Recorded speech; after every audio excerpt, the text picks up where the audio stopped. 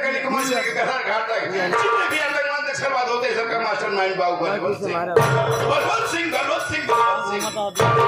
से नाम को बहुत पसीना आता है। जब रात दूसरे के कलेजा काटता है क्योंकि बलवंत सिंह किसी के बात हमारा इतिहास को नहीं चलता बल्कि अपना इतिहास खोली कर अपनी डाल देता है। हवेली में आया हूँ गुरु नगर साली का पता नहीं देखता हूँ हवेली में किसी भी नहीं।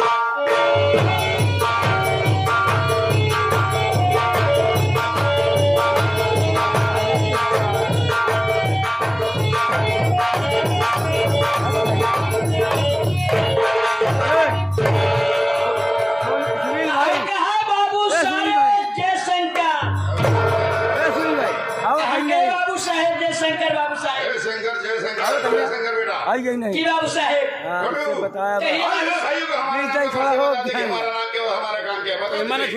बाबू साहेब ये आप तो खुद ही जा रहे हैं बाबू साहेब कि आपका घर का नौकर आपका गुलाम बाबू साहेब ये तो जा रहे हैं आपके यहाँ काफी दिन से आपके यहाँ नौकरी कर रहे हैं बाबू साहेब और आपका नाम कभी नहीं लिए बाबू साहब। आप कहाँ से आ रहे हैं और आपका नाम क्या है और इस समय आपका काम क्या है बाबू साहब?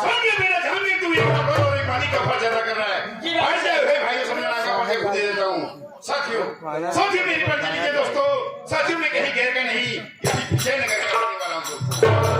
साथियों हम अपने परिवार में कुल मिलाकर मात्र दो प्राणी एक बहन और एक हमारी बेटी है इसका नाम चांदनी है। लेकिन क्या बताऊं दोस्तों ये चांदनी हरामजादी इतनी मनहूस पैदा हुई इसे पैदा होते मेरी लक्ष्मी मेरी अर्धांगिनी मेरा साथ छोड़कर चली गई। कभी इस हरामजादी की मैं शक्ल नहीं देखता हूँ। ये हरामजादी जब भी मेरे सामने आती है ना छोटू तो पता करके आती है। छोटू बेटा तुमसे एक बात बता देना चाहता हूँ कहिए बाबू साहब। ये तो अपने गांव का बगल वाला गांव छातपुर नहीं है। छातपुर गांव का एक अर्जुन सिंह का परिवार रहता है। अर्जुन सिंह का परिवार हमसे 10,000 रुपए ले गया। जरूर बाबू साहब। और उसके कर्जे के एवज में अपना मकान गिरवी रखा ना तो साला मेरा पैसा दिया ना तो मकान खाली किया।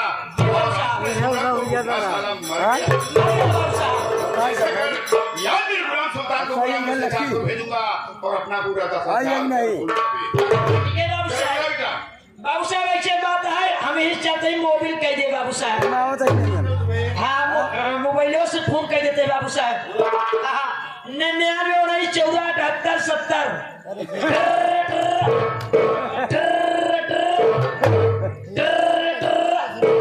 हेलो हाँ हम ही बोल रहा हाँ छोटू बोला था भाई।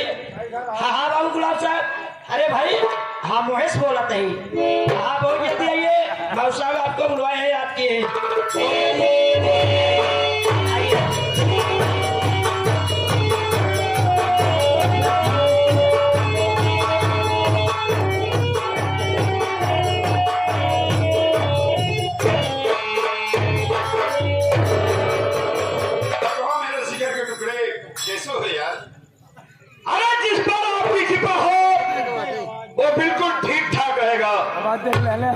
लेकिन चौधरी साहब मैं तैयार होकर के किसी पार्टी को अटेंड करने जा रहा था लेकिन आपने अचानक मुझे बुलवा लिया।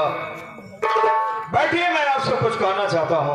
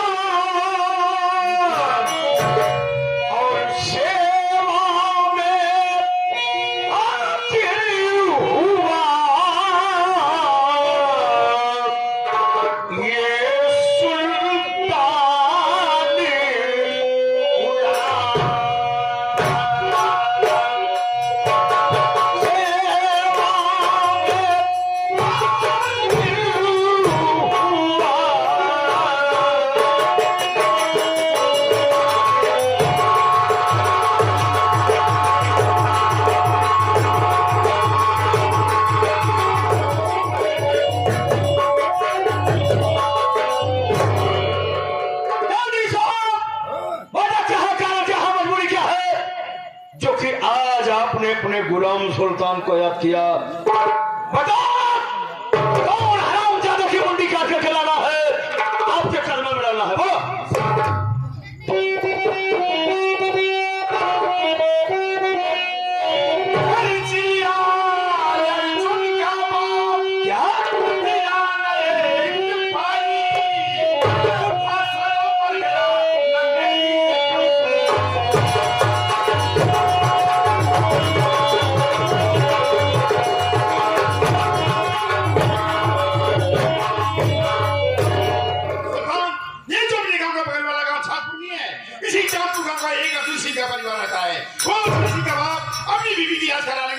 हजारों पे ले गया, अपना मकान गिरवी रखा, ना तो साला मेरा पैसा दिया, ना तो मकान खाली किया, और आज सुन रहा तो बुढ़ा साला मर गया।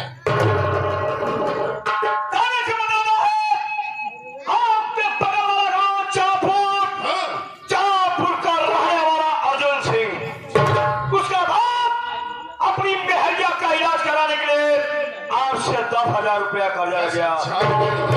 उस कर्जा के बदले में अपना मकान गिरवी रखा, ना तो पूरा पैसा दिया, ना मकान खाली किया, और वो साला बुढ़ा मर गया। मैं ये नहीं समझ पा रहा हूँ, हम दोनों शैतानों से बगैर पूछे ये रात साले की हिम्मत कैसे पड़ी जो उसके प्राण ले लिया। और घबराइए मत चौधरी साहब, आज आपका ये गुलाम सुल्तान जाएगा, या तो 10,000 रुपया कर्जा, या मकान खाली, या फिर अर्जुन सिंह को बात करके लाऊंगा, आपके कदमों में डाल दूंगा। सुल्तान आज ही तू निकल जा चांदपुर गांव के लिए। ठीक है चौधरी साहब, मैं वहां कर्जा वसूलने के लिए जाऊंगा, लेकिन मैं वहां अकेले नहीं जाऊंगा। क्यों, डर लग रहा क्या? डर और मौत हमसे 3 किलोमीटर दूर रखे बात है।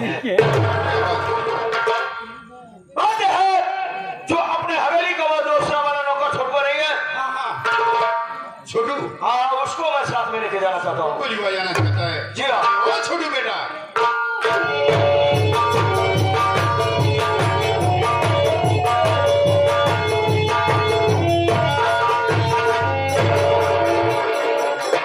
बाबू साहेब मस्के साले बजरी टूट जाएगी। नमस्ते बे। हाँ नमस्ते, कहिए क्या हुमुक है मेरे सारे पास। जिस दिन हुमुक देगा ना तो साले जिंदगी में आवाज नहीं निकलेगी। हुक्म दे। बेटा तुझे आज सुल्तान के साथ चांदपुर गांव जाना है, जाएगा क्या रे? हाँ क्या नहीं जाऊंगा, हम सीधा जाऊंगा। सुल्तान ये जाने के लिए तैयारी से लिवा जा सकता है। छोड़ो तू मेरे साथ चलेगा तो चल बेटा।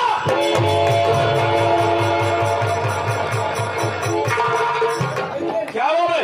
हाँ तू काव खाता हो, इतना जोर चिल्ला खा तो हमारे काने का पर्दा फट गया। साले तू क्या खाता है बे, जो आवाज नहीं बर्दाश्त कर पा रहा है? घबरा मत, ये कान का पर्दा फट जाएगा बेटा, ये वाला पर्दा लगा दूंगा। सुबह सुबह चमा चमा अबे साले उसके आगे तू कर भी क्या सकता है? साले 50 पाउंड जलेबी के नाश्ता देखता है साले साहब लाल का। दुनिया के माजन मर गए साले, तू साले भी जिंदा है। जमीन लिखावे हाँ, ताकि तुम्हारी कब्र तुम्हारी जमीन में बने साले।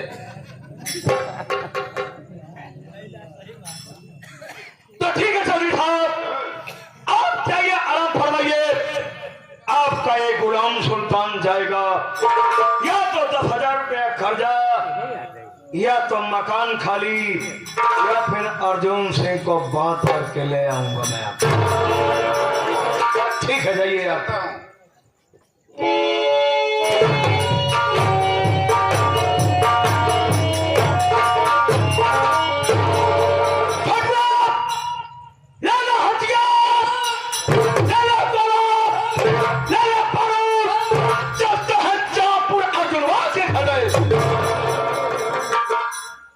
लेकिन बाबू साहब चलने से पहले मैं आपसे कुछ जानना चाहता हूँ। मुझसे क्या जानना चाहता है? जैसे कि कोई भी त्योहार आता है, जैसे कि ईद हुई और जो है कि होली हुई, दशहरा हुआ और दीपावली हुई। लोग देश रहे विदेश रहे कहीं भी रहे, लेकिन वो आकर के अपने घर वालों के साथ परिवार के साथ हंसी खुशियां से त्योहार मनाते हैं। लेकिन मैं एक चीज देखता हूँ हर वक्त और हमेशा, आप चौधरी बलवंत सिंह के पीछे से कुत्ते की तरह धूम हिलाते हैं।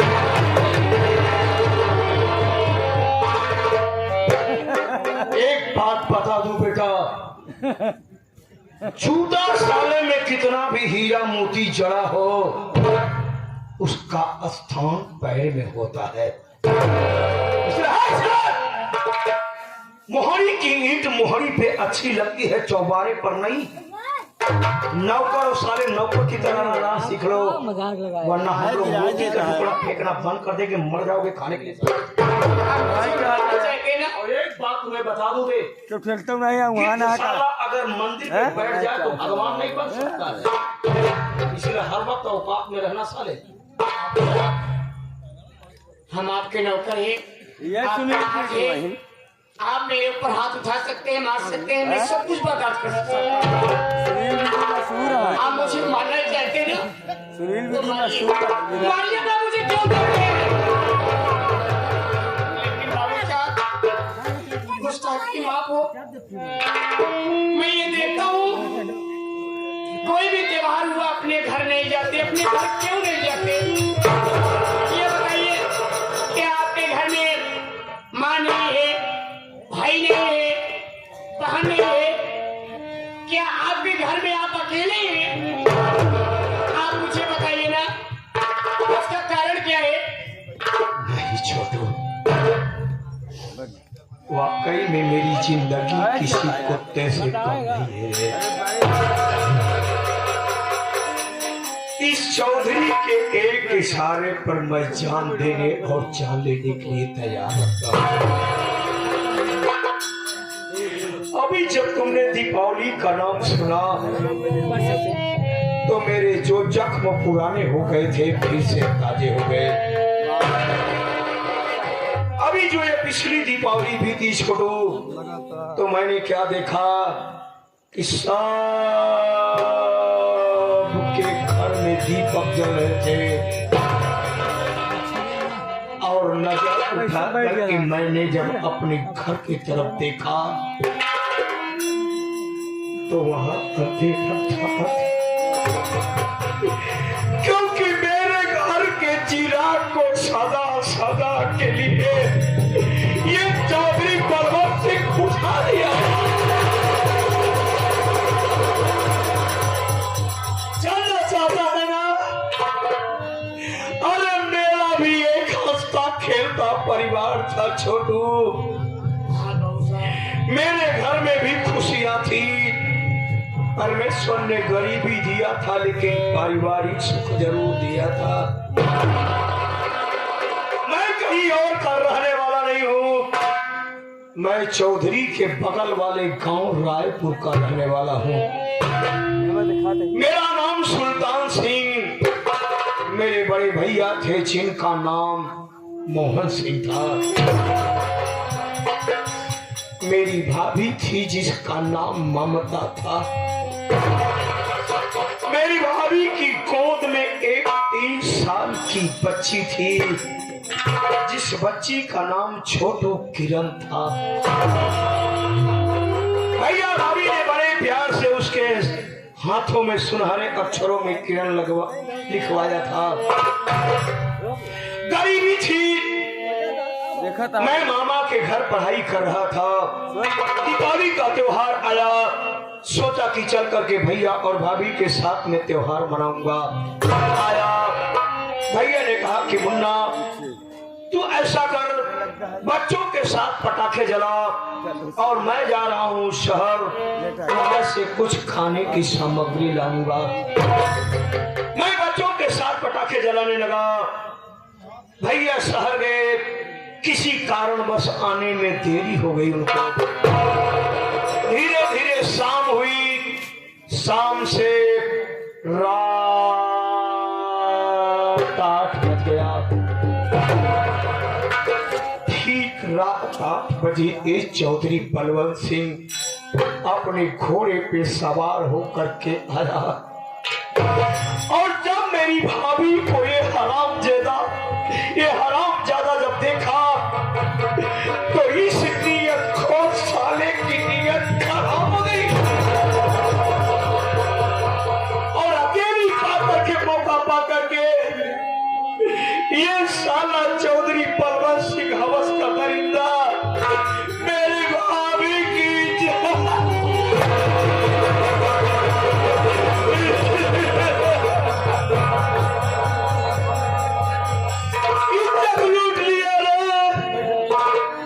लूटने के बाद इसको साले को संतोष नहीं हुआ। उठाए अपनी बंदूक और बड़े बेरहमी से मेरी भाभी को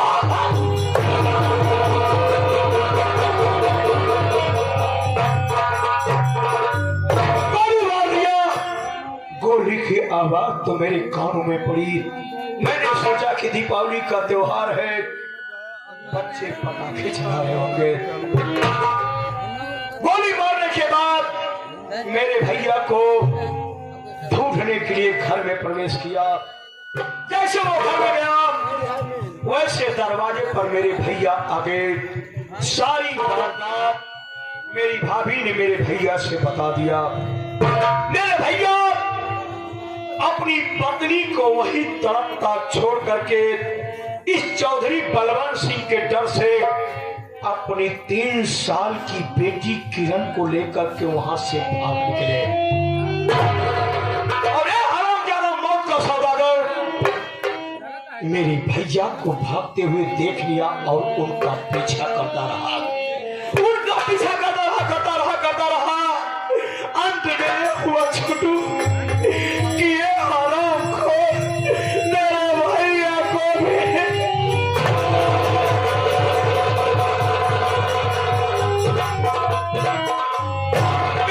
को भी गोली मार दिया। गांव वालों के द्वारा जब मुझे सूचना मिली तो मैं भाग करके दरवाजे पर आया तो देखा मेरी भाभी की शरीर से खून बह रहे थे, अंतिम सांस ले रही थी। मैंने भाभी से पूछा कि भाभी ये सब कैसे हुआ। मेरी भाभी मुझे पूरी कहानी बताई। मैंने पूछा कि मेरे भैया कहाँ है और मेरी 3 साल की भतीजी किरण कहाँ है। कहने लगी मुन्ना कि जा मेरी परवाह मत कर, अब मैं बचूंगी नहीं। जा, तेरे भैया तेरी भतीजी को लेकर के चांदपुर की तरफ भाग रहे हैं और चौधरी बलवंत सिंह उनका पीछा किया हुआ है। जा मुन्ना जा, आज तेरे भैया को तेरी जरूरत है। मैं अपनी भाभी को वही तड़पता छोड़ करके चल दिया। लंबे लंबे लंबे लंबे टन भरते हुए जब पहुंचा तो क्या देखता हूँ, मेरे भैया की शरीर खून से लहूलुहान तड़प रही थी।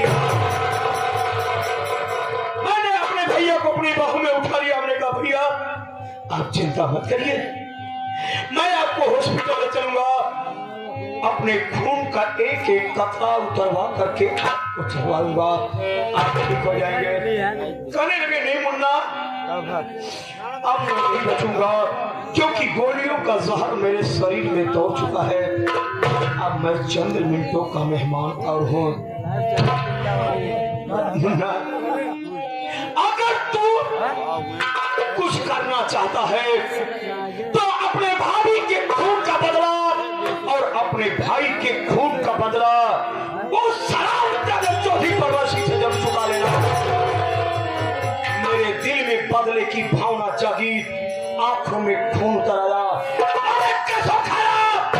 कि चौधरी बलवंत सिंह जब तक मैं तेरे पूरे परिवार को बर्बाद नहीं कर दूंगा तब तक मैं अपने घर में कभी दीप नहीं जलाऊंगा। मैं पूछने लगा भैया एक बात बताओ, वो मेरी 3 साल की भतीजी किरण कहाँ है? कहने लगे मुन्ना, उसे तो मैं गोली लगने से पहले जो चांदपुर का भगवान भोलेनाथ का मंदिर नहीं है, उसी मंदिर की तीसरी सीढ़ी पे बैठा करके आया हूँ। क्या मुन्ना, उसे उठा ले, उसकी परवरिश करना, जब वो सयानी हो जाए तो अच्छा सा लड़का देख करके उसकी शादी कर देना। इतना कह करके छोटू, मेरे भैया भी मेरी बाहों में तड़प तड़प करके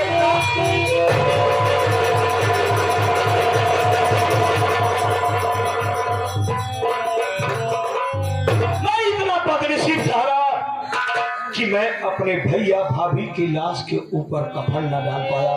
अपने भैया को लाश को वहीं छोड़ करके भागता हुआ गया। चांदपुर का जो भगवान भोलेनाथ का मंदिर है, पहुंचने के बाद जब मंदिर की सीढ़ियों की तरफ मैंने निगाह उठाया, क्योंकि वहां मेरी 3 साल की भतीजी किरण नहीं थी। मैंने सोच लिया कि मेरी भतीजी को गायब करने वाला कोई और नहीं, ये साला चौधरी बलवंत सिंह है। क्योंकि अगर वहां से कोई जानवर ले जाता तो कम से कम खून के छींटे वहां जरूर होते। बस इसी उम्मीद पर इसके यहाँ गुलामी कर रहा हूं कि कभी न कभी चौधरी बलवंत सिंह से अपनी भतीजी किरण का पता मैं जरूर लगाऊंगा।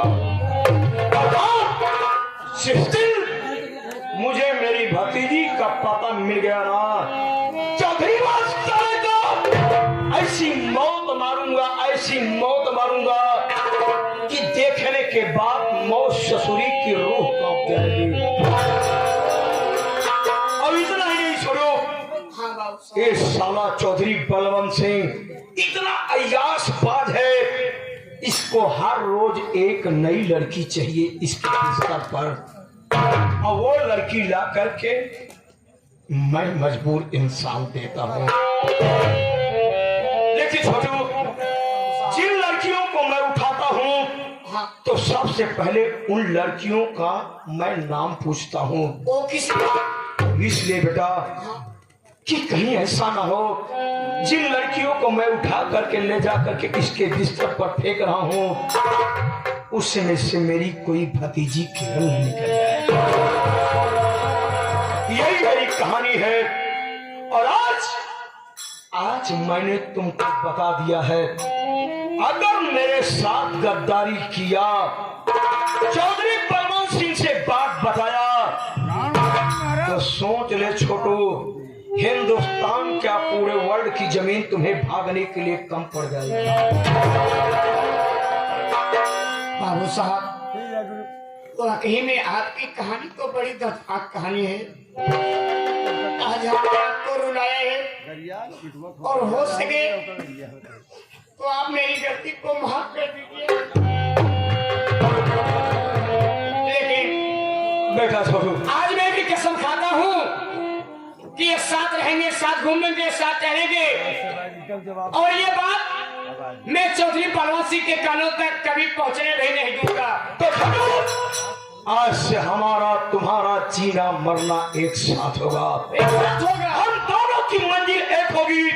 अगर हम लोगों ने मिल करके चौधरी बलवंत सिंह से बदला ना लिया तो पता नहीं कितने घर को वो साला उजाड़ डालेगा। तो जाते हैं चांदपुर अर्जुनवा के घर।